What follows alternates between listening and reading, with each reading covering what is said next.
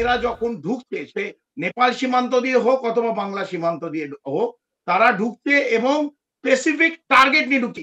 আসিম মুনির যে এবার বারবার বলেছে, ন্যারেটিভ বিল্ড আপ হচ্ছে বেশ কয়েক মাস ধরে, এবার অ্যাটাক হবে পূর্ব দিক দিয়ে, অ্যাটাক হবে, পশ্চিম দিক দিয়ে আর হবে না।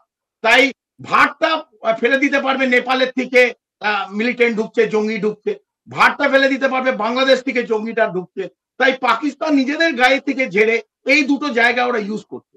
এবং বিহারে ইলেকশন, পশ্চিমবাংলা ইলেকশন, বহু লোকের সমাগম যখন প্রধানমন্ত্রী আসছেন অথবা অন্য কোনো বড় লিডার ওখানে র্যালি করছে, এখানে যদি একটা অঘটন ঘটানো যায়, বিরাট অঘটন, সেটা পলিটিক্যালি, ডিপ্লোম্যাটিক্যালি, জিওপলিটিক্যালি, এটা প্রত্যেকটা জিতবে কিন্তু সেই যে জঙ্গি সংগঠন এবং যারা করাচ্ছে।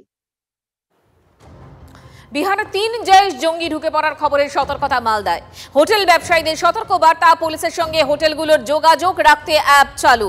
হোটেল কেউ ঘর ভাড়া নিলেই যাবতীয় তথ্য চলে যাবে পুলিশের কাছে। ভাড়াটিয়ার পরিচয়পত্র সহ যাবতীয় তথ্য থানায় জানাতে নির্দেশ।